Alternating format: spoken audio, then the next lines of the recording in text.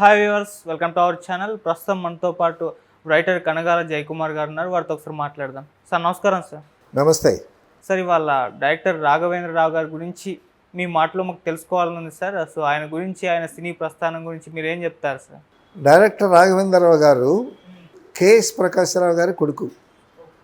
KS Prakash Rao గారు he was a hero, he was a director, he was a very good director.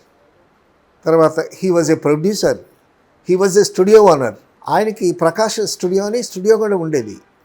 ఆ KS Prakash Rao గారి కొడుకు రాఘవేంద్రరావు గారు. ఈ రాఘవేంద్రరావు గారు ఇంటర్ చదువుతుండేటప్పుడే ప్రకాశ్రావు గారు ఏమన్నారంటే సినిమాల్లోకి రమ్మన్నారు. అనంటే రాఘవేంద్రరావు రాలా సినిమాల్లోకి. లేదు, నేను డిగ్రీ కంప్లీట్ చేసి వస్తానన్నాడు.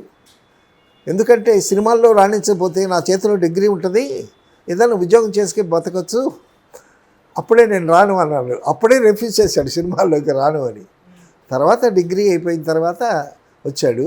వచ్చిన తర్వాత ఫస్ట్ కమలాకర్ కామేశ్వరరావు గారి దగ్గర అప్రెంటిస్గా చేరాడు. తండ్రి దగ్గర చేరలా, కమలాకర్ కామేశ్వరరావు గారి దగ్గర చేరాడు. కమలాకర్ కామేశ్వరరావు గారి దగ్గర పాండవ వనవాసం, శకుంతల ఒక 2 సినిమాలకి పనిచేసి తర్వాత ప్రకాశ్రావు గారి దగ్గరికి వచ్చాడు. తర్వాత ఆదర్శ సుబ్బారావు గారి దగ్గర కూడా అసిస్టెంట్గా పనిచేశాడు ఆయన. తర్వాత ప్రకాశ్రావు గారి దగ్గర, తండ్రి దగ్గర కొన్నాళ్ళు చేశాడు. తర్వాత వి మధుసూదన్ రావు గారి దగ్గర చేశాడు. వి మధుసూదన్ రావు గారి దగ్గర రాఘవేంద్రరావు గారు, కోదండరామిరెడ్డి, తర్వాత మురారి, వీళ్ళందరూ అసిస్టెంట్స్ ఆయన దగ్గర. సో ఆ విధంగా రాఘవేంద్రరావు గారు, ఆయన మంచి సర్కిల్ ఉంది. రాఘవేంద్రరావు గారికి వాళ్ళ ఫాదర్కి స్టూడియో అన్నారు కదా, 3 సినిమాల్లో హీరోగా యాక్ట్ చేశాడు ఆయన రాఘవేంద్రరావు గారు. తర్వాత డైరెక్షన్లోకి వచ్చాడు. సో ప్రేమనగర్ అద్భుతమైనటువంటి సినిమా చేశాడు. అలా చాలా సినిమాలు, మంచి మంచి సినిమాలు చేశాడు KS Prakash. Is a very good director. Okay. అయితే రాఘవేంద్రరావు గారు 4-5 దగ్గర పనిచేసిన తర్వాత ఎక్స్పీరియన్స్ గెయిన్ చేసిన తర్వాత అప్పుడు సోమన్ బాబుతో సినిమా స్టార్ట్ చేశాడు. అది బాబు అనే సినిమా. ఆ సినిమా చాలా లార్జ్ స్కేల్లో చాలా బాగా చేశారు, కానీ అది అంత బాగా పోలేదు, అంత తృప్తిగా రాలేదు ఆ సినిమా. తర్వాత క్రాంతి గారి దగ్గర జ్యోతి అని ఒక సినిమా చేశాడు. అందులో హీరోయిన్ జయసుధ మురళీమోహన్. జయసుధ తర్వాత గుమ్మడి గారు ఒక మెయిన్ క్యారెక్టర్. అందులో ఒక యుక్త వయసులో ఉండేటటువంటి అమ్మాయి ఒక పరిస్థితుల్లో ఒక వృద్ధుడిని పెళ్లి చేసుకోవటం, అది పాయింట్. ఆ పాయింట్ మీద కథ బాగా ఆడి సినిమా షూట్ చేశారు. మంచి ట్రీట్మెంట్ ఇచ్చారు దానికి. అది ఆ సినిమా బాగా ఆడింది. సో అక్కడి నుంచి రాఘవేంద్రరావు గారి పేరు బయటకు వచ్చిందన్నమాట. తర్వాత రాఘవేంద్రరావు గారు కమర్షియల్ సినిమాలకి పెద్ద పీట వేశాడు. ఏమిటంటే ఆ కమర్షియల్ ట్రెండ్ మార్చినటువంటి ఆయన చేసినటువంటి సినిమా అడవి రాముడు. ఆ అడవి రాముడితో ఓ సినిమా అసలు ట్రెండే మారిపోయింది. కమర్షియల్ సినిమా ట్రెండే మారిపోయింది. కమర్షియల్ సినిమా ఎలా తీయాలి అని. అందులో రామారావు గారు, తర్వాత జయప్రద, జయసుధ, వీళ్ళిద్దరు హీరోయిన్ పెట్టి చాలా అద్భుతంగా ఫారెస్ట్ బ్యాక్డ్రాప్ పెట్టి అడవి రాముడు సినిమా తీశాడు. అది బ్రహ్మాండంగా ఆడింది. తర్వాత ఆ పాటలు తీయటంలో రాఘవేంద్రరావు గారు చాలా అద్భుతంగా తీస్తాడు. మంచి కెమెరామెన్ పెట్టుకుంటాడు. తర్వాత కెమెరామెన్ ఎవరో కాదు, ప్రకాష్ అని రాఘవేంద్రరావు గారి సోదరుడు అవుతాడు. అంటే కేఎస్ ప్రకాశ్రావు గారి వైఫ్ జీవన్లక్ష్మి, 2 భార్యలు ఉన్నారనుకో. జీవన్లక్ష్మి కొడుకు ప్రకాష్ అనమాట. Prakash director, Prakash cameraman, Raghavendra Rao director. ప్రకాష్ని పెట్టుకుని వాళ్ళిద్దరూ బ్రదర్స్ కాబట్టి ఒక మంచి అండర్స్టాండింగ్తో తీసేవాళ్ళు, చాలా అద్భుతంగా తీసేవాళ్ళు. ఆ ప్రకాష్ తర్వాత ఒక సినిమా కూడా డైరెక్ట్ చేశాడు. సో ఆయనకి ముఖ్యంగా చెప్పుకోవాల్సినటువంటి లైఫ్లో turning point, successful director, most successful commercial director అవటానికి టర్నింగ్ పాయింట్ అది. ఇది అడవి రాముడు. తర్వాత చిరంజీవి గారితో జగదేక వీరుడు అతిలోక సుందరి, ఆ సినిమా అయితే ఎంత అద్భుతంగా తీశాడు. అసలు దేవలోకం నుంచి దిగటం శ్రీదేవి, కిందనేమో చిరంజీవితో పరిచయాలు. అసలు అందులో శ్రీదేవిని చూస్తే దేవకన్య అంటే అచ్చం దేవకన్యలాగా ఉంటుంది. ఆవిడికి భాష కూడా చాలా గమ్మత్తుగా పెట్టాడు. మానవా మానవా అంటుంది చిరంజీవిని. మానవా లేదు గినవా లేదు అంటుంటాడు చిరంజీవి గారు. చిరంజీవి ఏమో చక్కని మాస్ క్యారెక్టర్. తర్వాత శ్రీదేవి ఏమో ఒక దేవకన్య. తర్వాత చిరంజీవితో ఒక పిల్లల గ్యాంగ్ ఒకటి ఉంటుంది. సో ఆ పిల్లల గ్యాంగ్తో ఎంటర్టైన్మెంటు, శ్రీదేవి రావటం, తర్వాత చిరంజీవి ఆ కామెడీ చాలా అద్భుతంగా ట్రీట్ చేశాడు రాఘవేంద్రరావు గారు. తర్వాత అందులో పాటలు ఎంత అద్భుతంగా తీశాడు రాఘవేంద్రరావు గారు. హీరోయిన్ని అందంగా చూపించడంలో ఎవరయ్యా అంటే ముందు చెప్పుకోవాల్సింది రాఘవేంద్రరావు గారిని.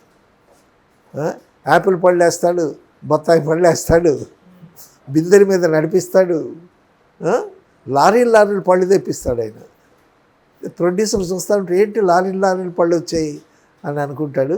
కానీ ఆయన వాటిని వాడినటువంటి విధానం స్క్రీన్ మీద చూస్తే చాలా అద్భుతంగా ఉంటుంది.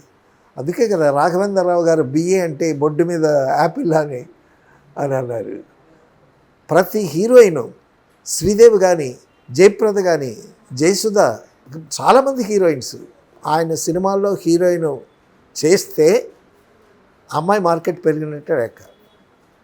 అలాగే హీరోల్లో కూడా చాలా అద్భుతంగా చూపిస్తాడు.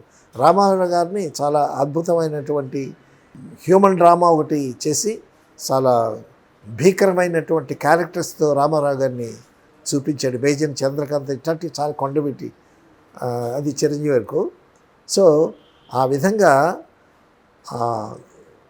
క్యారెక్టరైజేషను చూపించడం కానీ, హీరోయిన్స్ని అందంగా చూపించడం కానీ, ఆ పాటలు తీయటంలో కానీ చాలా అద్భుతంగా నేత్రానంగా తీస్తాడు. చాలా కలర్ఫుల్గా ఉంటుంది. సో ఇలాగా అడవి రాముడు, తర్వాత వేటగాడు, జస్టిస్ చౌదరి, ఈ సినిమాలన్నీ చేస్తూ ఒక ఎత్తు అయితే, ఒక భక్తి సినిమా అన్నమయ్యతో తీశాడు. ఎంత అద్భుతంగా తీశాడు. అన్నమయ్య క్యారెక్టర్కి నాగార్జున్ని చేయమంటే నేను అన్నమయ్య ఏంటండి బాగుంటుందండి అని అన్నాడు. లేదయ్యా బాగుంటుందయ్యా అలా అయితే నేను మీసాలు తీయనండి అని అన్నాడు ఆయన.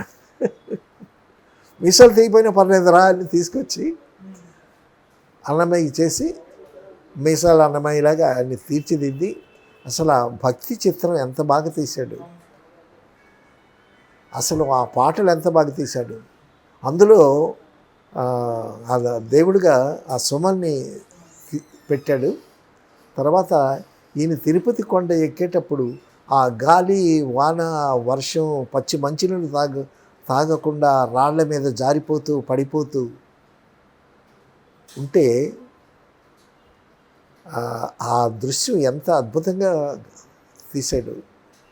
సో తర్వాత క్లైమాక్స్లో అన్నమయ్య ఆయన రాసినటువంటి తాళపత్ర గ్రంథాలన్నీ వెంకటేశ్వర స్వామి కాళ్ళ మీద వేసి అలసితి సొలసితి అని పాట పాడుతూ అతను చేసినటువంటి అస్సలు డైరెక్టరే చేయిస్తాడు. ఆర్టిస్టు స్క్రీన్ మీద కనిపించే ఆర్టిస్ట్ని తీర్చిదిద్దే డైరెక్టరే కదా. అసలు ఆ బాలసుబ్రహ్మణ్యం పాడటం, ఆ వెంకటేశ్వర స్వామి పక్కన ఆయన సతీమణి. సో ఆ క్లైమాక్స్లో చూస్తుంటే తర్వాత వెంకటేశ్వర స్వామి అడుగుతాడు, నీ పాట వినాలనుంది ఒక్కసారి పాడు అంటాడు. అంటే అన్నమయ్య కీర్తనలో మనం వింటమే కాదు, భక్తులు వింటమే కాదు, దేవుడు కూడా వినాలనుకున్నాడు అనేటటువంటి ఆ కాన్సెప్ట్ ఆలోచన తీసుకురాడు. ఎంత చక్కని కాన్సెప్ట్ అది. సో అప్పుడు అలసితి సొలసిత అని పాడతాడు. అద్భుతంగా పాడాడు బాలసుబ్రహ్మణ్యం. అసలు ఆ దృశ్యం చూస్తుంటే క్లైమాక్స్ కళ్ళంటి నీళ్ళు వస్తాయి. భక్తులైతే ఏడుస్తారు. బాలసుబ్రహ్మణ్యం కూడా చాలా అద్భుతంగా పాడాడు. దానికి అవార్డు వస్తుంది అనుకున్నాడు బాలసుబ్రహ్మణ్యం. దానికి అవార్డు రాకపోవటం ఆ విషయంలో తాను డిసప్పాయింట్ అయ్యానే అని తను కూడా చెప్పాడు. అవును. అంత బాగా ఇన్వాల్వ్ అయ్యి పాడాడు. అట్లా రాఘవేంద్రరావు గారు ఇక కమర్షియల్ సినిమాలు కాకుండా భక్తి సినిమాలు శ్రీరామదాస్ కూడా చేశాడు, అద్భుతంగా చేశాడు. సో అతను ఆలోచించేటటువంటి విధానం, ఇప్పుడు పూర్వకాలం భక్తి సినిమాలు చాలా బాగున్నాయి. నాగయ్య గారు చేసిన సినిమాలు అవన్నీ కూడా చాలా ఉత్తేజకరంగా ఉన్నాయి. కానీ ఇప్పుడు భక్తి సినిమాలు చూడరు. భక్తి రక్తి ముక్తి అంటారు కదా, ఇప్పుడు రక్తి కావాలి. భక్తి సినిమాల్లో రక్తి చూపించడం అనేటటువంటిది ఒక్క రాఘవేంద్రరావు గారికే చెల్లింది. అలాగే మోహన్ బాబుతో అల్లుడు గారు అని పెద్ద హిట్ ఇచ్చాడు. అందరి హీరోలతో హిట్లు ఇచ్చాడు, అందరి హీరోయిన్లతో హిట్లు ఇచ్చాడు. ఆయన సక్సెస్ రేటు చాలా ఎక్కువ. ఆయన కూడా చాలా దగ్గర 100 సినిమాలు చేశాడు ఆయన కూడా. సో అద్భుతమైన సినిమాలు చేశాడు. లాస్ట్లో సీఎం అయ్యే ముందు రామారావు గారితో కూడా సినిమా చేశాడు. సో మనకి తెలుగు చలనచిత్ర సీమని సుసంపన్నం చేసినటువంటి దర్శకుల్లో అక్కడ డ్రామా పండిస్తాడు, క్యారెక్టరైజేషన్స్ అద్భుతంగా ఉంటాయి, లొకేషన్స్ అద్భుతంగా ఉంటాయి, పాటలు అద్భుతంగా ఉంటాయి, హీరోయిన్లు చాలా అందంగా ఉంటారు, హీరోలు కూడా చాలా స్టైలిష్గా ఉంటారు. ఇవన్నీ పెట్టి ఒక కమర్షియల్ తిరుపతి లడ్డూలాగా సినిమాని తయారు చేయటం ఒక రాఘవేంద్రరావు గారికి చెల్లింది. సో అతని చిత్రాలతో, అతని ఆలోచనలతో అద్భుతంగా, మనిషి చాలా సౌమ్యంగా మెత్తగా ఉంటాడు. ఆయన ఎక్కువ మాట్లాడు, మౌనంగా ఉంటాడు. అందుకే మౌనం మాట్లాడుతుంది ఆయన కార్యక్రమాలు కూడా వచ్చాయి. సో ఎంత మౌనంగా ఉన్నా మౌనం వెనుక ఆయన ఆలోచనలు, ఆయన విజను, ఆ సినిమాని ఎట్ట తీయాలి, సీన్ ఎట్ట తీయాలి, షార్ట్ ఎంత అందంగా తీయాలి,